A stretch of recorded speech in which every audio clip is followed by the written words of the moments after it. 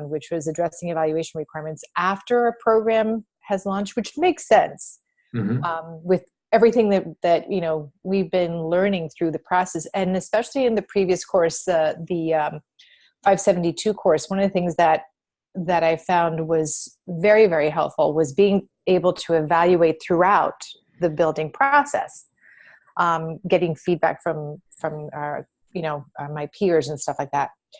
So the first thing that they addressed was ADDIE. Now, ADDIE is something, as you know, I've never done instructional design. This is my first job in 20 years back in instruction. So I'm not familiar with the term other than what we've been using in class throughout these last few months. So as far as ADDIE, although it does say here that the biggest pitfall is we just follow through the analyze, design, develop, and then we're going to implement it. And then finally, we do the evaluation, which is not the way you want to go. Should we then, if we do decide to use ADDIE, should we then incorporate evaluation in between our first, like analyzing it, evaluate, then design it? Is there a way to do that? Does that make sense? Yes. And let me tell you, what page are you on in the book? That's so this is the 2016 edition, chapter 16, page 148. Oh, geez. I have the electronic version. Oh. So it doesn't. Yeah, I don't have the electronic version. You know what? Let me just tell you about ADDIE, and that's sort of a misnomer that a lot of folks have, even folks who are educated on the topic of ADDIE.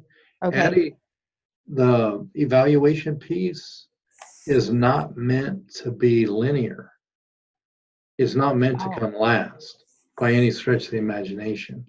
But ADDIE, the way it's meant to be, and a lot of people, I've worked with folks, talked with academics as well on the topic, and evaluation does not come last. It's last in the acronym, but evaluation goes throughout the entire process. And you do have an evaluation at the end once you run a pilot or after you implement. Sometimes we might implement with a pilot course, sometimes we may implement with the actual course. Sure. But you definitely do go back in, and that E is meant for the evaluation that you do once they're back on the job. So that would equate to the level, basically the level 4 of Kirkpatrick is what that E is for. The evaluation and assessment is an iterative process throughout the entire thing. I'm going to bring up a quick document and share real quick, because that's a very important distinction to make. So I'm glad you brought that up. Yeah, because I'm looking at that, and again, it's not one that I'm using right now. I haven't used it before. We've used the Dick and Carey, which really it's evaluate throughout the whole process, which is nice. I learned a lot through that, but I want to make sure that with this one, if for some reason down the road I do use that, that I'm using it correctly. Yeah, and the neat part is that a lot of, I'm sorry, I'm bringing this open while I'm trying to talk. Go ahead. Yeah, no, I got you. I'm trying to chew gum and talk at the same time. Yeah. It's just not working out for me. What's going on here is that a lot of people use ADDIE. They give it different names, but they still go through the steps: analyze, design, develop, implement. Mm-hmm. Yeah, so they may go by different names, but they're using ADDIE. Okay. And it's very important that we put the evaluation within every stage of the process. You know? Sure, and I think that would make sense, because you can fix along the way. Once you're at the end, it's really challenging to do that. Absolutely. In fact, one of the things that he I'm sorry, sorry, that's my phone, of course. Can you give me 1 second? Absolutely. Sorry.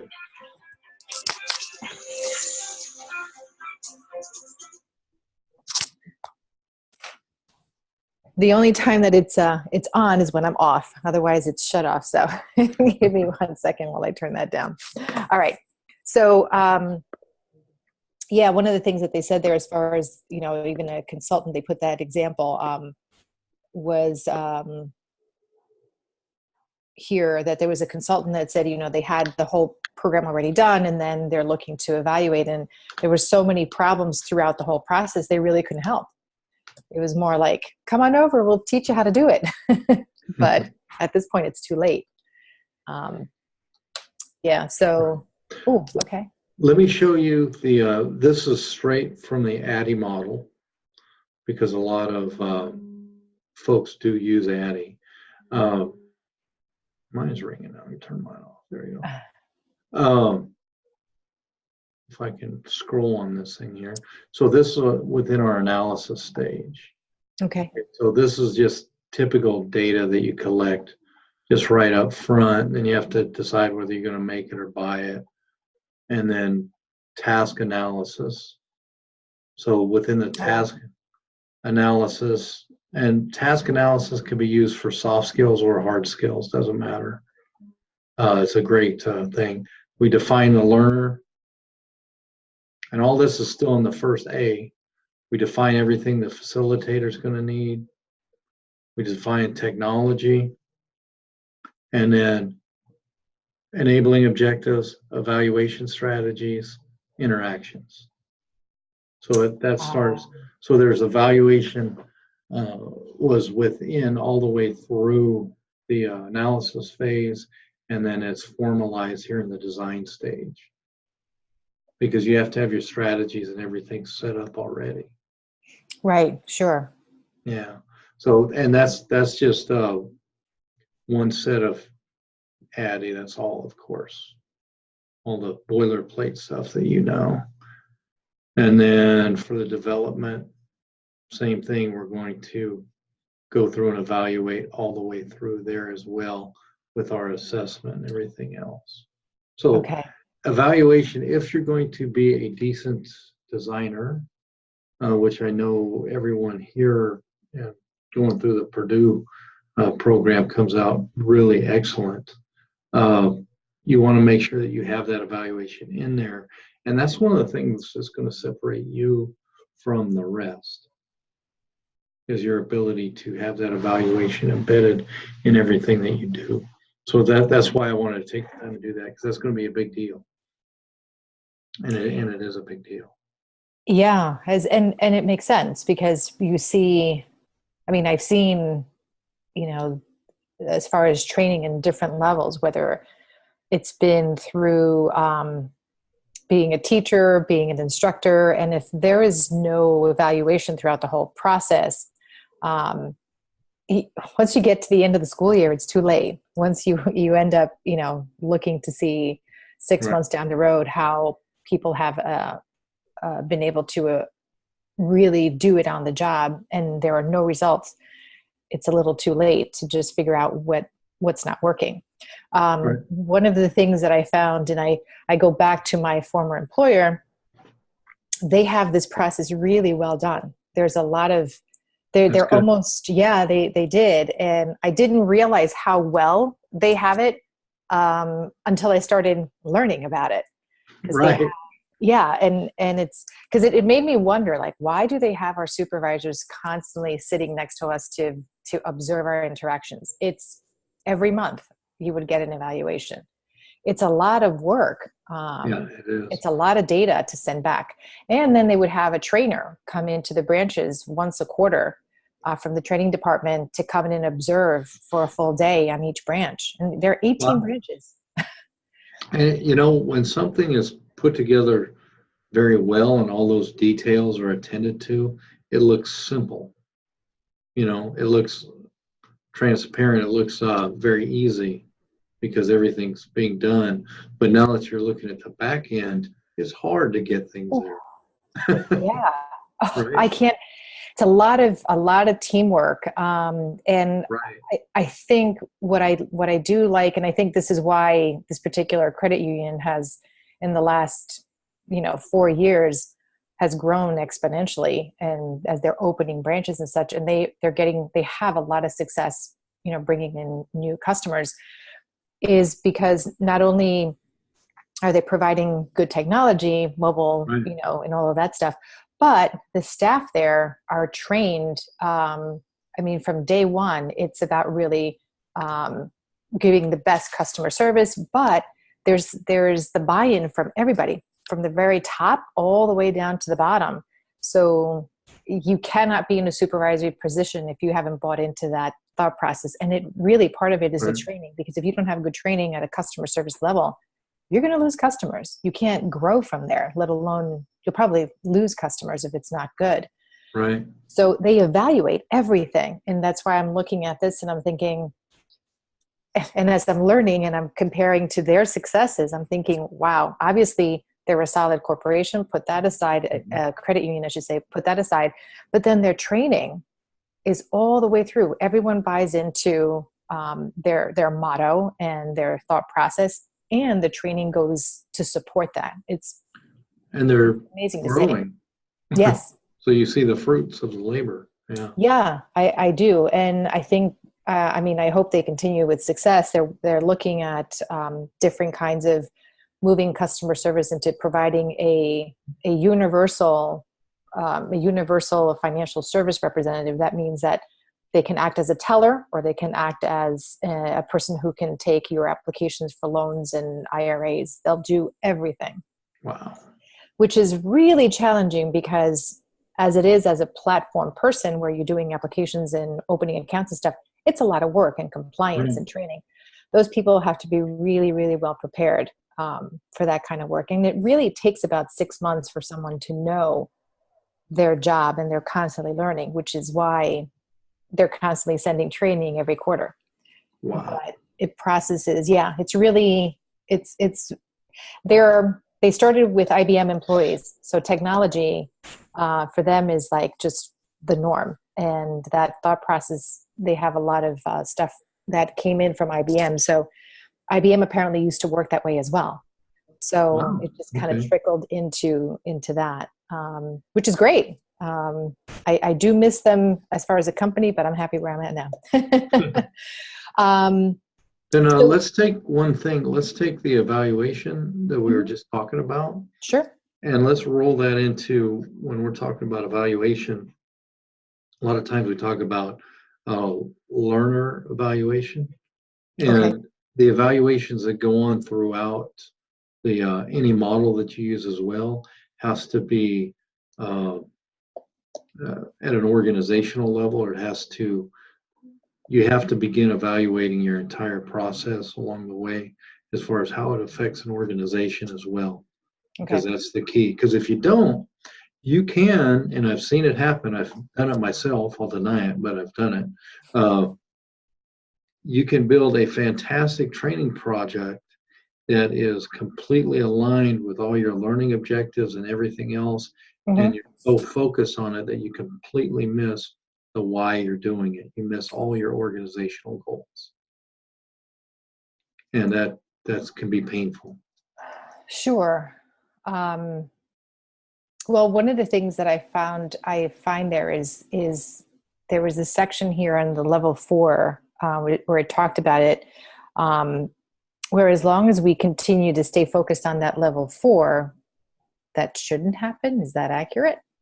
Correct. It should not happen. Okay. But here's the caveat to it. It should not happen.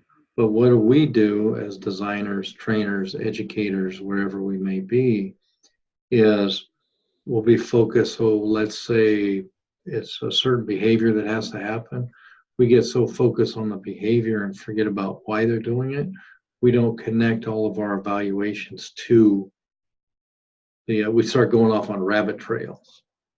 So you have to be very focused on not just level 4, but the actual metric. I found it very helpful to use like if I'm working in manufacturing, I'll use whatever metric we're trying to affect. to Okay. keep me focused, because you can still go off on rabbit trails even though you're looking at the level 4. You can sort of say, oh, but this would be great, and then you start veering off in a direction. That's kind of human nature. I could definitely see that. I could definitely see that. Where I'm at now, where we have so many different levels of training that have to occur, from just personal development to understanding so many different things about banking. Hey, Connie. That we have to that we have to stay focused on the end goal, if you will. Right. Otherwise, we'll be training on something else. It's just easy to go on a tangent. It is. Sure. So as we like to say, there's designers who have gone off on a tangent before, and then those who lie about not doing it. Yeah, true. Very true. I'm sure. No one's going to really admit to it.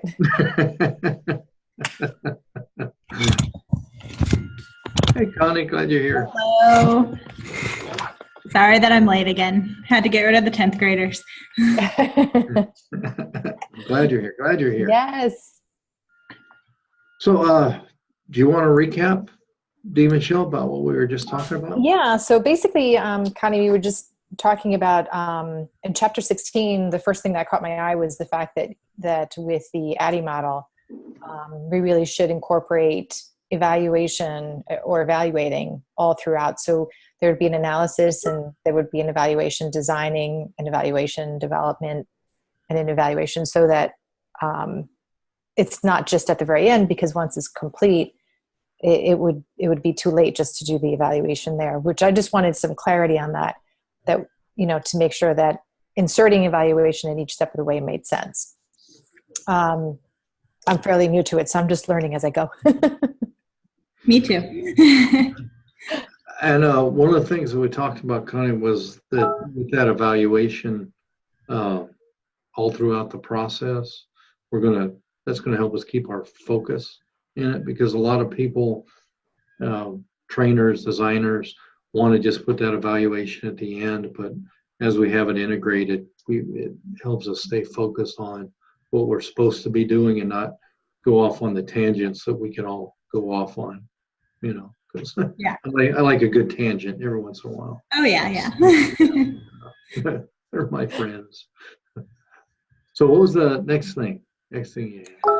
So the other part was the section where it also just the next pitfall, which was to view all training programs as equal. And then that was the very next page, where when we're looking at assessing the programs, like it seems like not every program needs an in-depth evaluation. And so if it's not, according to what the author says, what Kirkpatrick says, is that if the program is not contributing to the organization overall, it's not organizationally critical, then we don't have to go in that deep, and it might not even need an evaluation. But the question to me was, if there is a program that doesn't contribute to the organization, I couldn't even think of an example where you would have a program like that, that wouldn't contribute to it. Why spend the time or send your employees to do that? Well, let's throw that. Connie, do you think of anything off the top of your head? I'm not sure. Okay. I feel like sometimes in like teaching in a K through 12, it's that way. Like we do a lesson, and if it doesn't go well, we just change it. We don't necessarily go back and or we don't look for like the level 4 results unless like it's on the standardized test type of thing. So corporation wise, I'm not sure. Okay, well, I'll jump in on that one then. There's a lot of training that is just done to be done. So right from the beginning, defining the issue that you are solving with training is the key. Is that issue, is it worth the cost of developing the level 4 assessment because it is going to take extra time and resources. Sure. So maybe other people. So if let's say we were doing composite manufacturing and we were having 10% too many defects or something, just something. And you know what? It's absolutely worth it. But what if it is a yearly required course for how to wear a glove? Are you going to spend the time and energy to, it's required, you have to have it, but are you going to have a level 4 evaluation in there? Okay. That's kind of where it gets to. You could say yes, if you want to, but it would be very hard to justify spending the time and energy and money to put that level 4 evaluation in there. I guess then that would be the same as like some of our OSHA trainings that are mandatory, but basically we can just kind of watch the video, click through, and like the sexual harassment videos, that we watch them, that type of thing.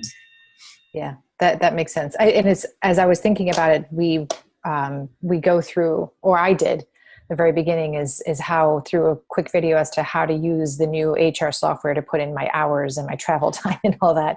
We're not going to evaluate that. That makes sense. Okay. Yeah. But it is part of like the entry, the onboarding, so to speak, training process for a new employee. Right. So there are those times when you don't want to put that energy forward for level 4. And the way I've always figured it out is how important is it? And the importance boils down to cost and lives, So is there a monetary cost and what's the people cost? Right. Yeah. So that's where you want to kind of figure that out. Sure. No, I now it makes more sense, because I'm thinking like, why would we even have stuff that wouldn't require some kind of evaluation? Right. But absolutely.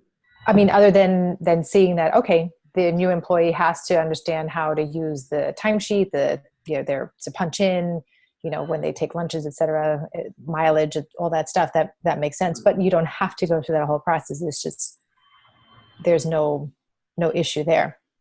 Right. Okay. Yeah. So in other words, if you don't know how to do your time clock by the time you leave, shame on you. Yes. Right? That's kind of the deal. Yeah, no, definitely. And just one last portion there, and then because I'm sure Connie, you have something to ask here. Again, just in that section, the pitfalls, and these are just the early ones, was in pitfall number 3, which is spending the majority of your training evaluation resources on level 1 and 2. In there, we're just talking about the section that also was it. And I'll just quote from here. It says, "What is more difficult is to find the connection between training, on-the-job performance, and organizational results." And I'm thinking, like, why? So, what is the more difficult, the connection, as far as the on-the-job performance and the organizational results? Isn't it what they're doing on the job providing certain results that meet those objectives? Or is it the connection itself? Sometimes it's very easy to see the connection. A lot of times it's very easy to see the connections. If you're doing something in manufacturing, the only reason why they're going to contact you is because there's a problem. Okay. And they know there's a problem because it's affecting the metric that they keep, basically. Okay. So those connections are very easy to make. So they're there. But there are some that may not be quite as easy to make, and those could be in your leadership areas, things like that. Okay. So you want to be able to you have to be a detective of sorts to figure out how they do connect to all our organizational goals and things like that. So, for instance, manufacturing is, we need to build 75 of these per day or whatever it might be, and we're building 4, we're losing money because we're not building enough. Right. Whereas if it's more soft skills, leadership skills, can you tie it to a turnover? Can you tie it to poor production, what can you tie that to, and how do you tie it? So that is where your relationships that you build pay off tremendously. Because the only reason I've been extremely successful at that piece, tying everything together, and it's only been because of the relationships that I built within the different organizations. That, because you know as well as I do, people are people, and if you don't have a relationship previously built, the information is going to be very hard to come by. You're going to be very tight, closed with it. That is a problem for us, yeah. Yeah. So it's those relationships that help to break that open and help you find that, which has nothing to do with instructional design, but everything to do with instructional design at the same time. Right, yeah. Sure. Building those relationships are critical. So this will be something that I'll have to keep an eye out to see how I can find those, the connection between what we're doing, the on-the-job performance with the organizational results, because ultimately the organizations that we're preparing these learners for are not really our own, so to speak. Right. But, you know, as we receive that first paycheck, we see the result that they got a job. So that's right. On our end, so to speak, it's a good, you know, we've got the first goal, but then the other goal, if you will, is to make sure that they are employed for at least another 6 months. Right, right. And although it's not in our contract, it just does not look good if they quit or get fired before those 6 months. And always remember when you're looking for that, the link, think performance is equal to behavior plus outcome. So look for both. Look for the outcome. What outcome are we looking for? And what behaviors affect that outcome? So behaviors plus outcome equals performance. Thank you. So that's kind of, that helps a lot, because just like we can go on rabbit trails and, you know, different tangents while we're designing, we can do that when we're trying to look for that connection too. Sure. Yeah, absolutely. Never met a rabbit trail I didn't like. You know what they say. That's why we follow it, right? Yeah. Connie, did you have anything? I was reading in the Calculating the Return on a Training Course article yesterday. Okay. I was feeling a little overwhelmed, and I think it's mostly because I don't have any experience with like the return of investment dependent on like numbers. Does that make sense money-wise? Okay. So I was wondering, and this may kind of go along with what Dee Michelle was just talking about with, or what you were talking about with the soft leadership skills. So how do you decide if the program is worthwhile or it's got a good return on investment if it doesn't necessarily deal with money? Can I ask a quick question? Where in the book are you? Or do you have the... It's the article. Oh, okay, that one. Yes. Okay. Got it. Sorry. No, that's fine. Okay. That's fine. And I'm going to post a little video I made a while back on the actual process to go through to make the calculations. That might be helpful. It may confuse more too. If it does, then just hit stop. I'm sorry, and I was off on a rabbit trail again. So how would I return on investment? Yeah, the ROI. Yeah, how would I like calculate the return on investment for like those softer skills, like the leadership skills, or like objectives that don't involve necessarily like an outcome of profit or that kind of thing? Brilliant question. And I'm going to tie that back to what Dee Michelle was asking and talking about prior, is how do we make that connection?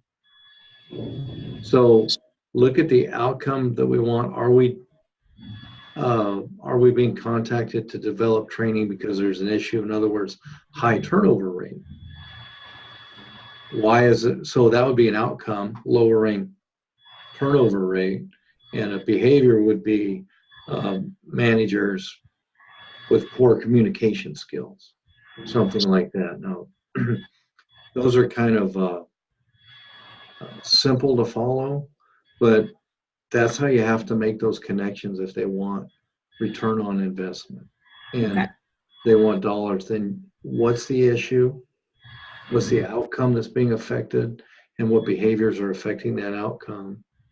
And then that's what you tie it to, because that's the performance. So let's say it is a skill that's causing high turnover. Then you look at current turnover versus the turnover that you just, well, past turnover, and then the current turnover 6 months after. And then from firing to hiring, that's anywhere from $100,000 on up, per fire and hire, as they say. So that's how you would start making those connections. And then let's say there's lower productivity. You came in with management training, and what was the goal of this management training? The goal was to increase productivity, was to increase morale, whatever it may be.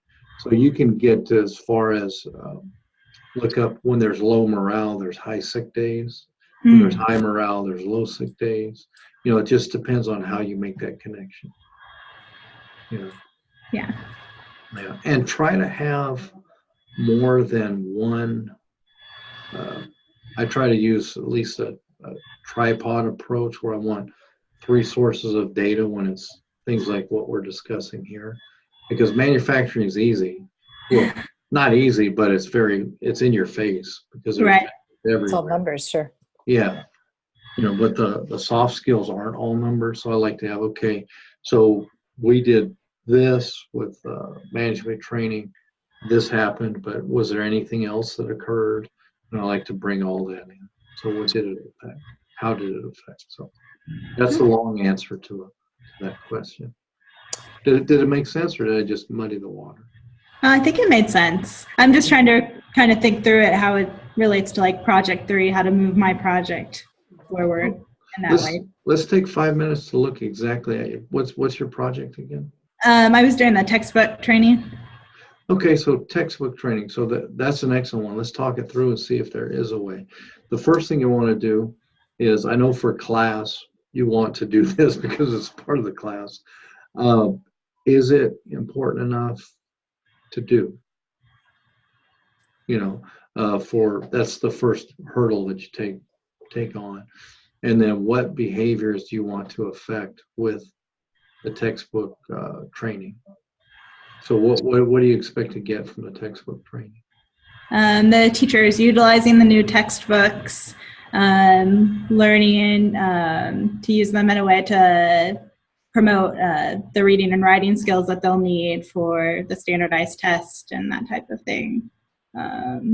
Okay, then let's take that further. So now, if they use these textbooks, do you expect to see a rise in any of the test scores? That would be a good connection, right? That's what I was trying to think through. If that would be a good enough connection, I guess. Yeah, and in your case, you can't, you have a 10th grader, so I don't know if there's anything out there that equates their testing to more income or anything else. I'm not connected in that area, so I don't know. But from my perspective, your ROI would be people-based, and it would be their outcomes. Okay. Would be the return on investment. Okay. Yeah. That makes sense. That's what it would be. And that's I would imagine the folks that you work with, that's the argument/metric they would want to see, right? Right. Yeah, absolutely. Student effect, not necessarily. Right. Yeah, absolutely. Can I add to that, Connie? I was just thinking, I think one of the other things as far as the results, could these, like increasing their test scores, would that, I don't know how far back they track this, but would they be able to track to see if these higher test scores in the 10th grade affect their like college admissions, college choices perhaps, or advanced placement courses? So 10th grade, they have to pass it to graduate from high school. So I could definitely equate it to high school graduation. Okay. Oh. Wow. And then if you can equate it to high school graduation rates, then we've all seen that Paige said this is what a high school graduate gets paid, Somebody who hasn't graduated high school gets paid. Somebody who's graduated with a bachelor. We've all seen that. So if you wanted to, you could tie that directly to that metric that we've all seen with the different pay scales. So there is that too. So any way you want to take it, what the way I would take it would be I happen to have a 10th grader and 11th grader, two 11th graders and 10th grader right now. I would equate it right to their money and just show it to them in their paper, constantly. This is what it does, folks. Okay. So your success. So, not necessarily does that matter to your participants or the other teachers, because they're going to be looking for test score bumps and things like that, because that's what's important. So long story short, find what's important. Okay. And that's what you measure. Okay, that makes sense. Yeah. So the importance for an 11th grader is going to be a little bit different than the importance for a teacher. Right. Or are they the same? Okay. We'll see, I guess. Okay.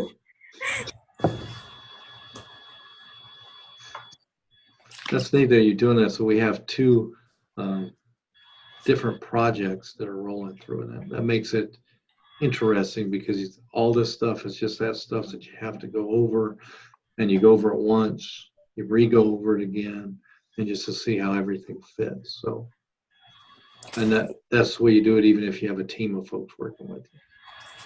Absolutely. And I think as I was looking, just listening to you as well, Connie, and seeing like how we tie that into the value as far as talking about high school graduation and such, I find that the instruction at the adult level also makes a big difference, because we need to have high school graduates or GED. Yeah. That kind of requirement, when they come to us and they say, well, I haven't completed high school, and I don't know how to go about the GED thing, we direct them to another organization for them to complete it. And then what's interesting is during that conversation, we do present to them why, not just because we require it, but while they're going through that process, once they complete the high school, their high school, their general education diploma, if they do decide to come back to us, great. But if they don't, we can show them some numbers, and it's a very good point to be able to have that general education, which is their springboard to do other things, not necessarily college, right? Because not everybody's meant for college. Yeah. I've got 3 kids, 2 great in college. The other one is doing more of a trade thing. That works for her. So. But high school was, a requirement. You gotta go through that. So I like that kind of giving that value there, and it brings me back to even the adult world, that they need to go back to do it. They have to complete it, so that even at their current jobs, where they're at the level, that high school diploma does make a difference. So I think that's a good number to take. Mm-hmm. And let's take that even one step further, because you both, I imagine, have ran teams before, and you will probably, and everybody watching, if you haven't ran a team before, you will run a team within instructional design at some point. And just running that team, explaining the why, as you just put it, both of you just so succinctly stated it, that will get your team to stay focused on the mission that's at hand. Just tell them the why, the why, the why, the why, and that all ties back to our evaluations. So that's why I said the evaluation piece will set you apart in our industry as well, because when you focus on that evaluation, you're focused on the why, and that's even going to get the teams that you lead to perform better. So keep that in mind. That was some great input. So I appreciate you both bringing that up. So thank you. Thank you. And I think also that sometimes the stakeholders are not really sure as to the why. And if you could point them in that direction, we have to have their buy-in. Sometimes they're not really sure as to why some of the training is done, at least in prior experiences. Like, so yeah, we're doing all this training, but what is the result? Right. And if we can't justify the training, then why even have the training? And that's when training departments just kind of go bye-bye. That is so true. And you have to be very good at explaining that why. So that's, as the designer, that should be our first. We should have the way I always do it, I have an elevator speech, that 30-second just blur. 30 seconds. Yep. On the why. And then then of course I'm prepared with all the content beyond that. But if it's a high level stakeholder, they don't want all the content. They want 30-second why, so they can speak intelligently about it. And then once you hear them saying your words back to you at another point, you just won. You have won. You are good to go. Yeah, sure. Because I'm guessing, like in Connie, in your situation, we spoke about your stakeholders, from the students, parents, the Board of Ed, that sort of thing. I'm guessing they would be the people who need to understand the why of this evaluation. Yeah. Yeah. Okay. So from our perspective, think for the ROI, since that's what you're doing, think about the why from their perspective and put it together that way. So it may not be dollars and cents, and that's okay. Okay. Yeah. Good. Yeah, that's great. Okay. All right. Anything else? Not for now. Productive. Thank you. I enjoy these sessions, so thank you. And I record it, so I'll put it up so everybody else can see and hopefully get something from it as well. Yeah, terrific. Thank you. See you again, Connie. Thank you. You too. Thanks, Connie. Thanks to you, Michelle. Have a good one. You're welcome. You too. Bye-bye.